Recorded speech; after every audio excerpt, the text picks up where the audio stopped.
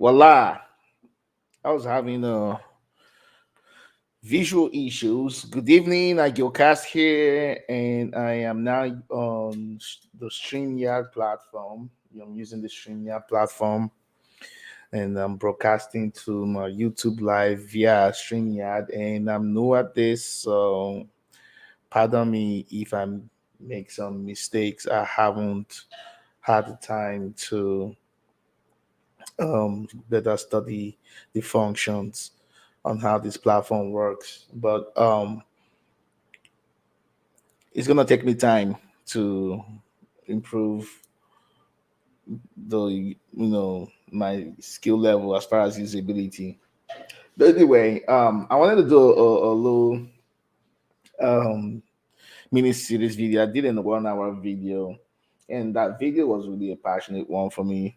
Um, I don't want to put out the narrative that I'm angry with black women. I'm not angry with black women. In fact, I love black women. I love my black women.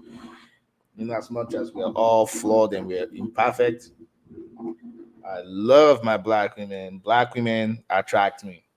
But what I would not tolerate, what I will point out is some of the delusions out there. I will always speak my mind, and people don't have to see my point of view, and I respect that. And I people that understand what I'm saying will understand, and people that choose to take an adversarial position, you're welcome. You're welcome to come debate me on my platform. You know, um, whatever, put in your comments, whatever, and I can address it. But any video that I try to do is not to make anybody look bad. Yesterday I talked about that female. I didn't mention nobody's name. It was just a female that I was talking to that I met on a dating website. The problem, and I will get to why I'm doing this video, but let me just address this. The problem with dating website is it does what it does because I think dating website has contributed to short-lived relationships and marriages because um shoot, there's a problem of attention and validation in this country, man. It's almost like a drug. It's part of the opioid crisis to me. People are hooked on attention and validation. You know, as long as I'm getting likes on my dating profile, I can get any man I want. And that has led to several delusions. Let's just be honest. These dating profiles, swipe left, swipe right, like, hello, how you doing? My name is TJ. You're looking beautiful. Like, oh, I love this picture, beautiful smile. And women like all these things. But it doesn't mean they usually want to talk to you, but it somehow gives them that validation that they're hot in the market. But the guy that is actually typing their stuff is actually typing their stuff with his head and not this head, if you understand what I mean. So the old-fashioned way of dating, where I remember back in the day when if you say, "Hey, where did you meet this girl?" You say, "Oh, I met her online." They will shame you. I said, "Man, I remember back in those days." You say, "Oh, you pulled a chick off online, or you met a girl off online, or you married the woman through online." They start shaming you. I remember I used to have a stigma. Who it was not too long ago. Not too long ago. Now, these dating apps, the owners of these dating apps are multi-billionaires. The owner of Bumble, who is a straight up families, she's a multi-billionaire. As of 2018, 2019, prior to the pandemic, she was what 3 billion. You can imagine that. It's swipe left, swipe right has created a hookup culture. It used to be back where before the Me Too movement and women's rights and all this stuff. It used to be, hey, I'm gonna meet Keisha by the coffee stand. I'm gonna go talk to Keisha, man. I've been dying to talk to her. I'm finally summoned my courage, and I'm gonna try to buy her a coffee and see if I can ask her for a date. It was straight up like that. But now men are scared to talk to women at work. You used to actually meet your wife at work and in the grocery store and in parties, but now you got to go meet a woman if you really want to, you know, get your bed warmer activities going. You probably want to go to the club, to the bar, and try to get a one night stand. But it used to be when you're looking for that girl that you really like and you've observed her for a while, because you guys work together in the same organization, uh, with classmates, you've worked, classmates, you see her in class in school, she's right in front of you, so you kind of know of her and know about her and see some of her traits. And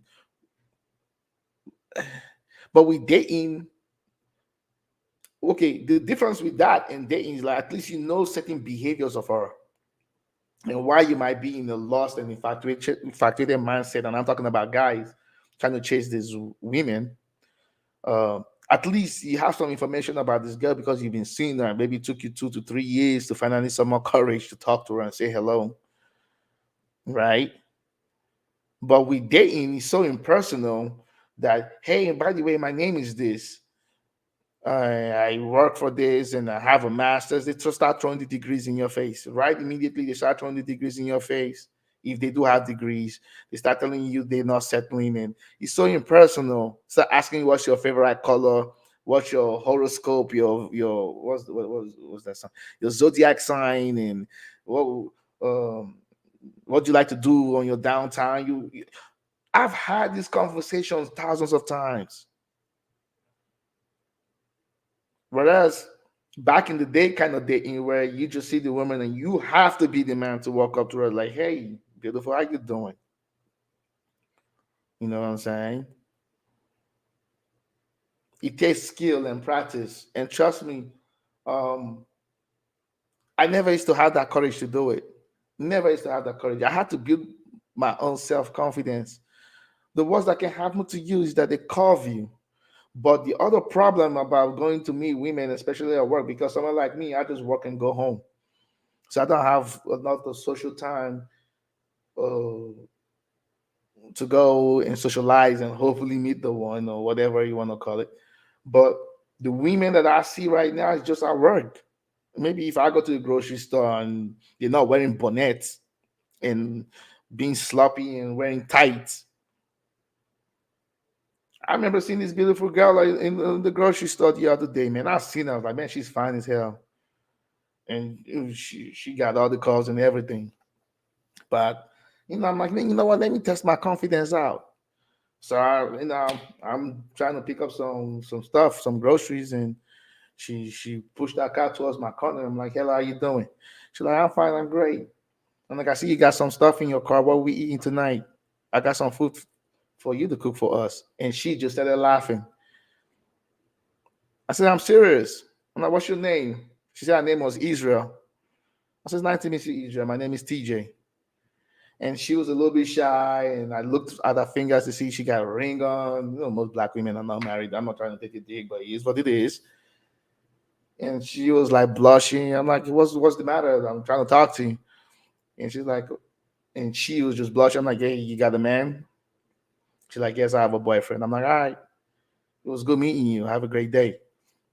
That was confidence. Women love this shit.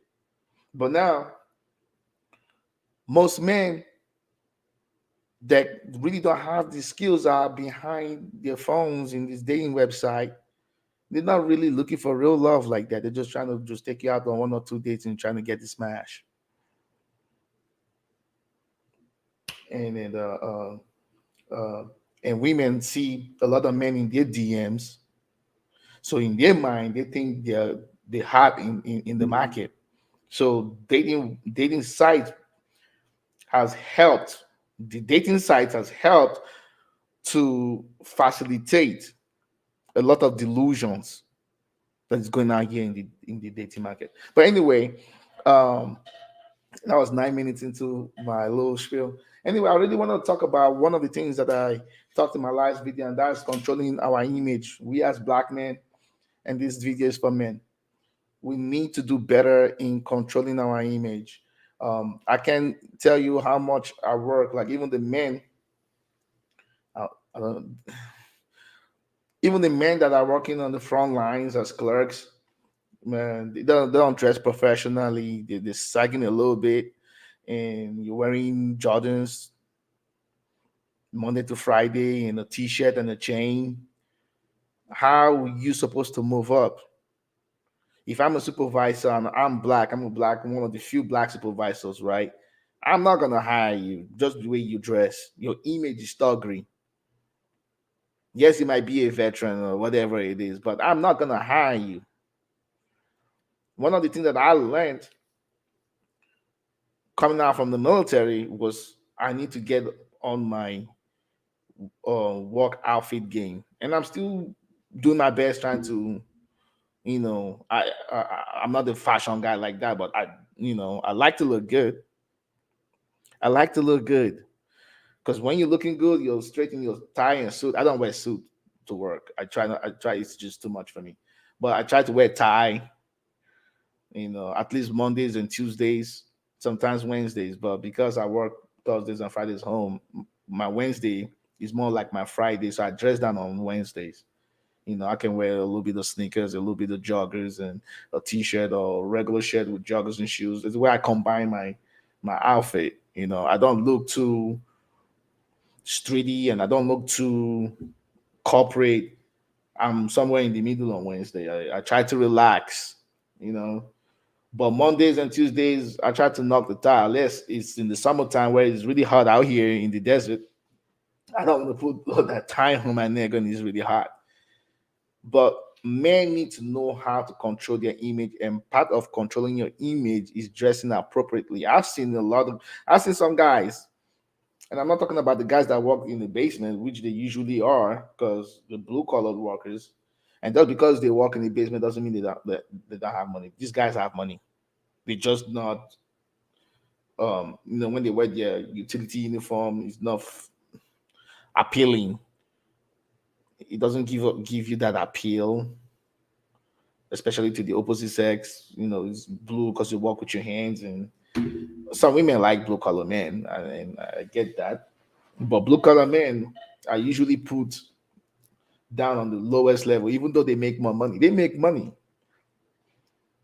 I think most millionaires in this country have blue collars because they own their own business. You guys can go Google that stuff. Do your Googles. It's a fact.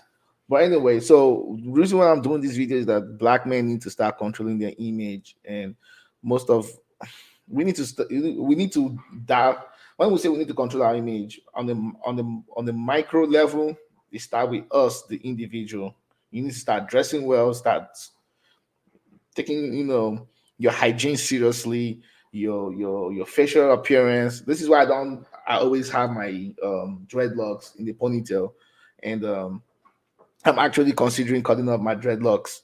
I just haven't decided when I'm going to do it, but eventually I'm going to have to cut my dreadlocks because I think I just lost the position because of my dreadlocks.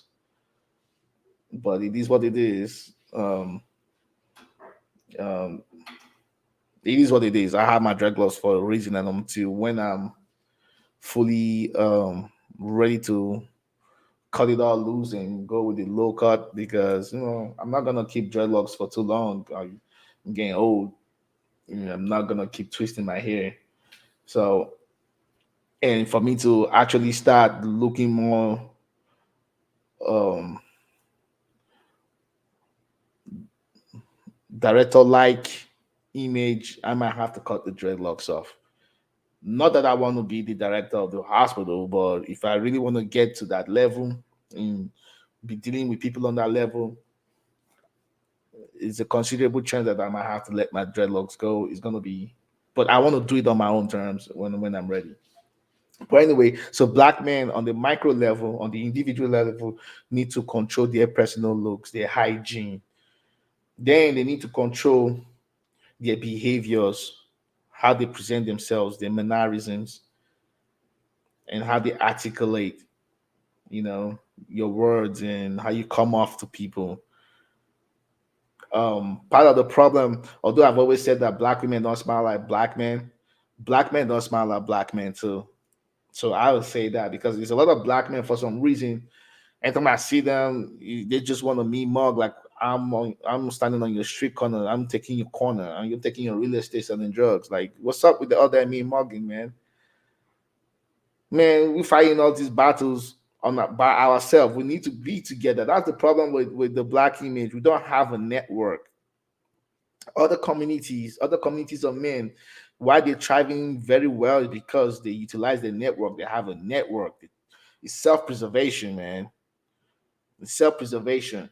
That's why most people that look, man, if you tend to be successful in this country, you gotta learn how to work with all kinds of people, especially white people. You got to learn how to deal with white folks.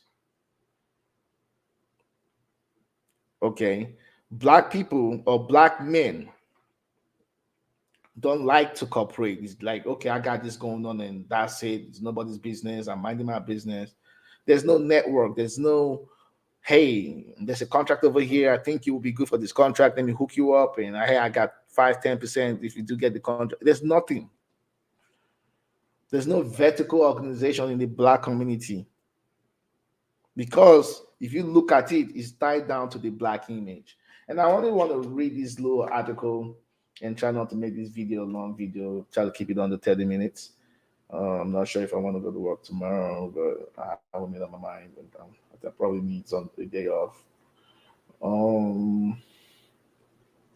Let me read this. So this little, there's something I want to read, and it's from Exploring the Representation of Black Masculinity and Emasculation on NBC Parenthood. This it's a scholarly article submitted to the Journal of International Intercultural Communications. Authors are Gina Castlebell and Tina M. Harris. And this was published in August of 2016. And let me see where I thought I had a place here. I should have converted it to PDF and colored it. But let's see. All right, hold on.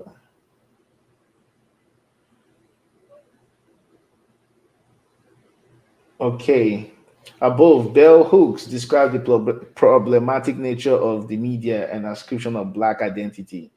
Though her words were penned late in the 20th century, the problematic representation of black community members persists in the 21st century. Uh,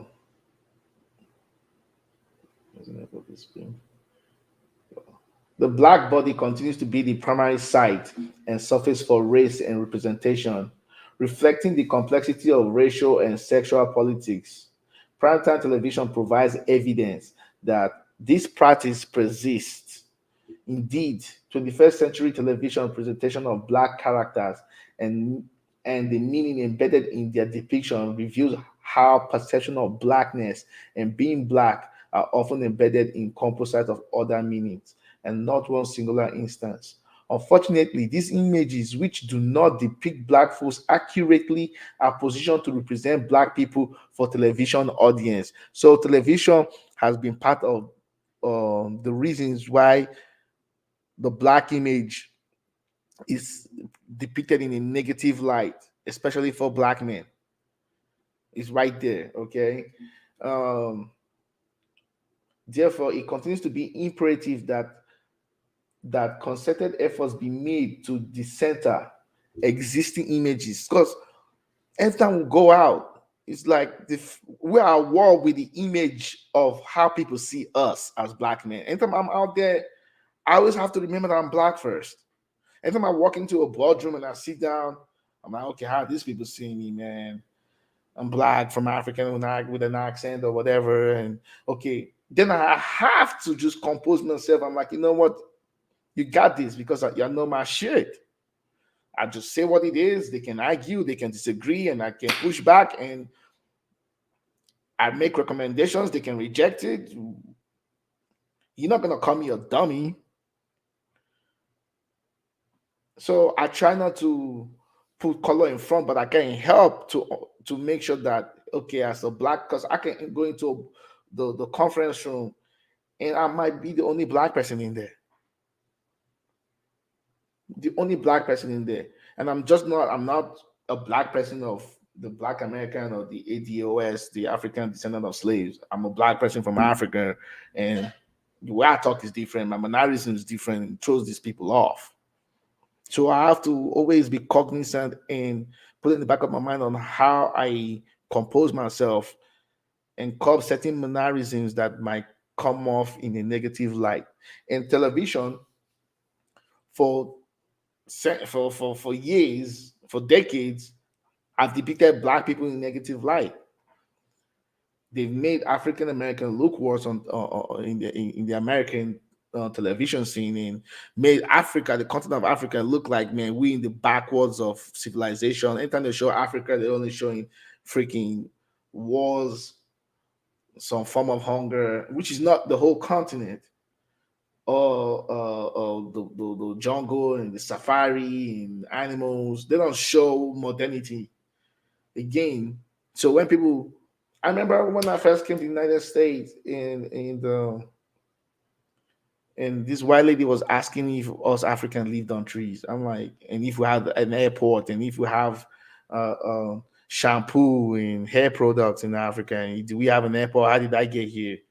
I, I'm telling you, and I couldn't get mad at this chick. This was like, 14 years ago when I was in Indiana, Pennsylvania. I was talking to this white girl. And I couldn't even get mad at this. I couldn't get mad at her because she actually just believes this stuff, what she's asking. So it is time for us black men to start controlling our image. I'm sorry. It has to start at the micro level. We had BET, was supposed to be for black people, but then they sold it. Who did they sell it to? Other non-black people. Now they get to control, use BT, which is black entertainment. It's supposed to be a black entertainment, but non-black people now own the company. I don't understand it. I don't get it, man. Um, Hyper stereotypical images of black folks have historically been depicted as violent, involved in criminal activity, deadbeat drunks, drug addicts, unable to control themselves sexually, financially, and physically, mongrels, or buffoonish characters, working class poor, or generally uneducated. Samples who are inadequate, non intellectual, incompetent. This shit sucks. This is what other non black people think about us. And we need to start taking responsibilities of some of the things that we've perpetuated ourselves in the media. And I'm not going to go in on women, I'm just going to go in on the men because it starts with the men. Men, you need to control your image. All that sagging and showing crack in your boxes, man, we don't need to see that.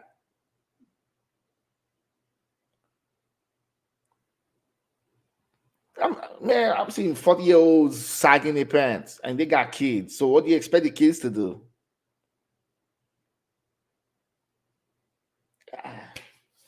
But most of I'm not in that circle anyway. I don't hang out with guys that sag their pants. For me, I don't. My pants is not up to my stomach. I usually sag it a little bit, but you never see my crack because I don't like my belt, my the waistline of my pants to lay on my stomach. I just don't like that. I don't like the feel. Um, but it needs to start with us. The little things that matter in life. You need to start dressing appropriately. It's a bunch of guys at work, frontline guys, wearing Jordans to work. So if they were to meet someone like me, like, hey, there's a job, you have the connection. How am I recommend you? You look like a damn rapper at work. You're wearing your baseball hat at work to the side. This is older men. This is not boys. These are not boys. And it shocks me every time. And when they see you, like, what was that for? This is not the streets. We're not in the streets, man. You ain't about to check me which block I represent. This is work, man. This is where we came to make our bread and go home. And if you want to move up the ladder, if you want opportunities, you need to uh, uh um um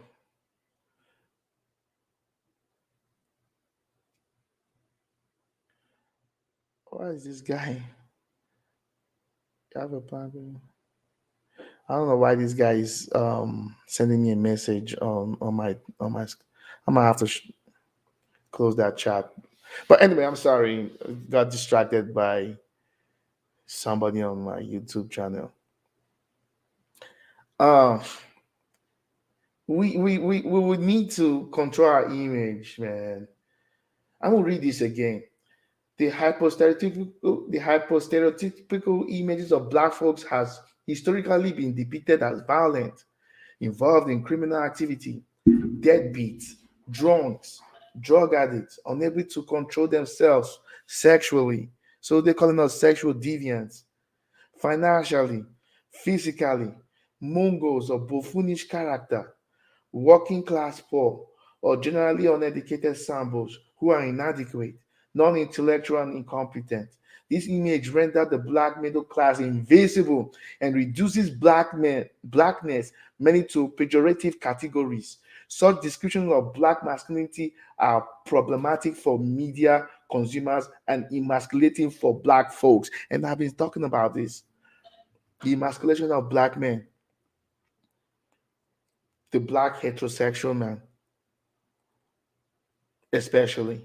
We are the bottom, we are the gutter. There's only a few of us that can toe the line. But we need to change this culture. And by changing the culture, we change our image. Because culture affects psyche. Until you change your mindset, you change the culture, then you change the image. What time is it? It's 11:15. But anyway, I let's see.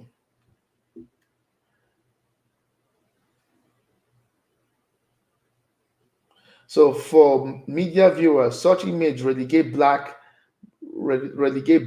and or blackness to the role of being the problem and whiteness as what is normal. Typical and ideal comparison. Further portrayals of blackness juxtaposed against the backdrop of whiteness as an ideal are problematic. They enable the media to influence how audience members construct and or view members of various cultural communities and impact how traditionally marginalized community members may view themselves. So if other people are looking at us as deviants, as Mongols, as buffoonish characters, as lazy, if that's what is being portrayed to other communities, and if these communities are looking at us that way, how do you think we even look at ourselves? We need to get our pride back. We need to get our pride back.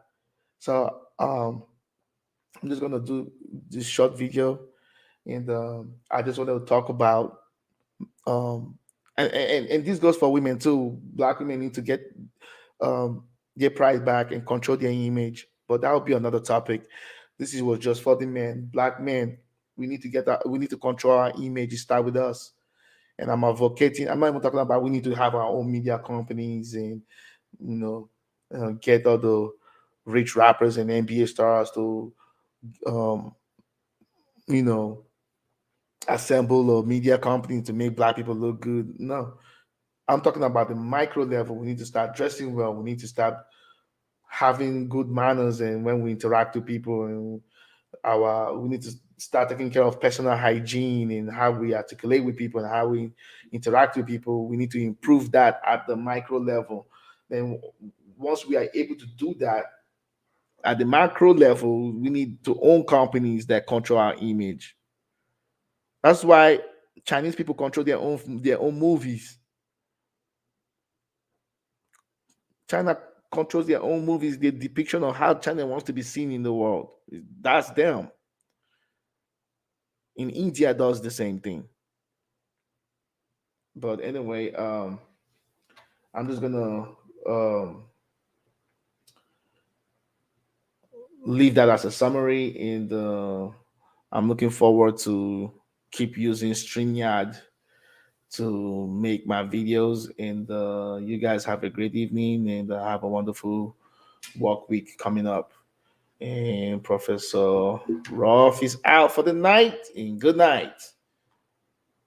Subscribe to my channel on YouTube. I tried to change the name, but it's the Ideal Cast. Um, if you go to Spotify, you can see some of my podcast contents on there. Ideal Cast. Um, uh, my YouTube, I'm trying. If you type in Professor Ruff on YouTube, you see some of my videos. And please go ahead and subscribe, put some likes on there, put some comments, whatever. And anyway, thank you. I appreciate you, and good night.